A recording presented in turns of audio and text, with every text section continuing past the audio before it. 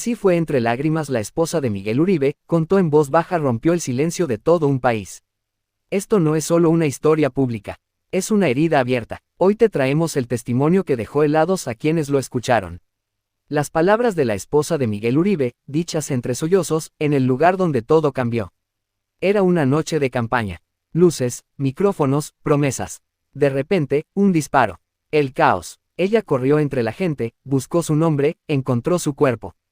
La ambulancia, la luz intermitente, y una frase que nadie espera oír. Le sostuve la cabeza. Esa simple frase contaba más que cualquier titular. En la ambulancia, entre la prisa y las órdenes, María Claudia vio algo que la cambió para siempre. Ojos que no respondían, manos que se aferraban sin fuerza, y médicos que usaban palabras que suenan a sentencia. Muerte cerebral, dijo alguien. Y en ese instante, todo se volvió un reloj que corría al revés. Lo más crudo no fue el diagnóstico. Fue explicárselo a un niño de 4 años. ¿Cómo decirle a un hijo que papá ya no responde? ¿Cómo mirar esos ojos inocentes que aún creen en los cuentos? Ese, confesó ella, fue el golpe más doloroso. En su testimonio también hubo reproche.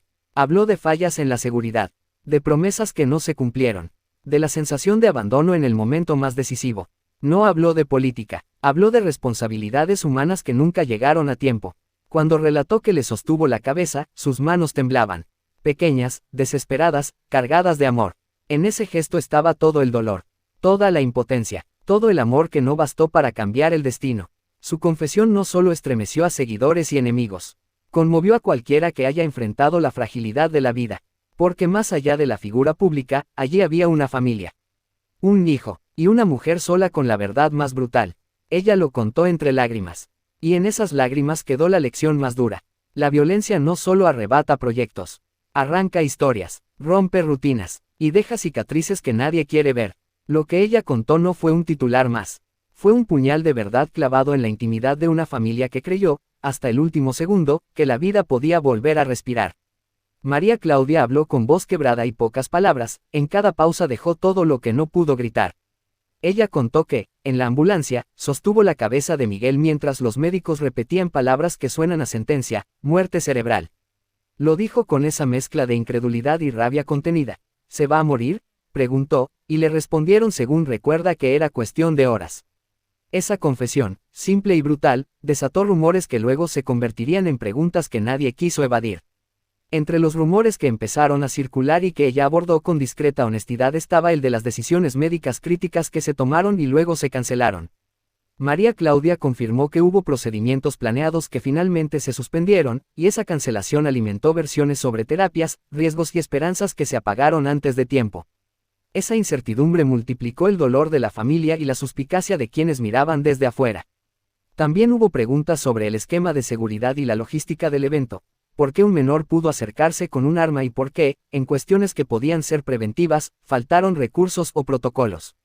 En su testimonio, ella no se dedicó a señalar personas por nombre, dijo algo más profundo, que sintió la ausencia de respuestas y la fragilidad de los sistemas que prometen protegernos. Esa sensación de abandono alimentó rumores políticos, sobre si hubo fallas deliberadas, errores o negligencias, que hoy forman parte del clamor público por explicaciones. El final fue, en su forma, el peor de los desenlaces. Miguel no salió de ese hospital con vida. Tras más de 2 meses de lucha, falleció, y su muerte dejó una mezcla de consternación, rabia y duelo que reavivó recuerdos trágicos de la política colombiana. La investigación sigue buscando a los responsables y ha señalado una red detrás del ataque. Ya se han reportado varias detenciones en relación con el atentado. Para muchos, la escena es el reflejo de que la violencia política sigue dejando huérfanos y heridas abiertas. ¿Cómo se siente ella ahora? María Claudia lo dijo con frases cortas pero contundentes. Se me partió el alma, le sostuve la cabeza, no siento rencor, siento dolor. Hablar ante las cámaras fue, para ella, un acto de valentía y un modo de convertir el silencio privado en un llamado público. Pidió justicia, pidió que no se banalice la tragedia y pidió cuidado para su familia. Contó también cómo tuvo que sentar a sus hijos, un niño y sus hijas, y explicarles la dureza del hecho. Esas escenas familiares, íntimas y rotas, son lo que más la marcó. Lo que rompió el silencio no fueron los rumores triviales, sino la confesión de que hubo momentos en los que la esperanza colgó de decisiones médicas, de promesas de seguridad incumplidas y de la frágil línea entre la vida y el adiós. Ella no pidió protagonismo. pidió memoria, pidió que la muerte no sea usada para discursos políticos, pidió que se haga justicia. Esa mezcla de dignidad y lamento convirtió su testimonio en una voz que interpela al país. Miguel Uribe Turbay nació en Bogotá, reportes indican 28 de enero de 1986, y era miembro de una de las familias políticas más conocidas de Colombia. Era nieto del expresidente Julio César Turbay Ayala y pertenecía a la saga Turbay-Uribe que ha tenido presencia en la vida pública colombiana.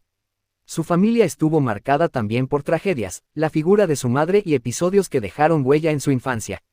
Formación y primeros pasos. Se formó en ambientes vinculados a la política y la administración pública. Con los años se posicionó como una figura joven dentro de la derecha moderada, centroderecha colombiana, conocida por su discurso sobre seguridad, reactivación económica y modernización de la ciudad.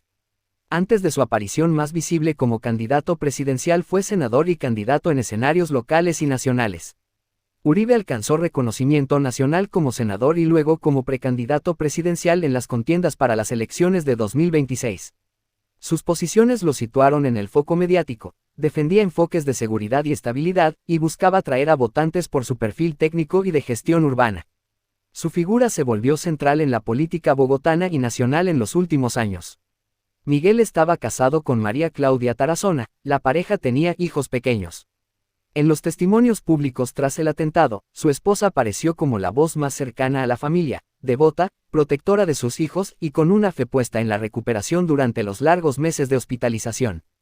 Ella ha hablado con la prensa sobre cómo explicó la situación a su hijo menor y sobre el peso emocional que la experiencia dejó en la familia. El atentado y el triste final. El 7 de junio de 2025, durante un acto de campaña en Bogotá, Uribe fue atacado y recibió múltiples impactos de bala, informes indican disparos, algunos en la cabeza. Fue trasladado primero a un centro médico local y luego a la Fundación Santa Fe de Bogotá, donde fue operado varias veces por lesiones cerebrales y complicaciones. Tras más de 2 meses de lucha, falleció el 11 de agosto de 2025 a causa de las complicaciones derivadas del ataque. El caso desató una fuerte conmoción nacional y una intensa investigación criminal.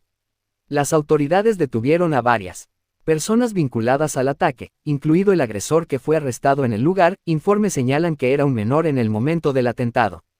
La Fiscalía y la Policía han avanzado en detenciones y en la investigación sobre posibles redes que facilitaron el magnicidio, con hipótesis que incluyen actores vinculados al crimen organizado y grupos armados.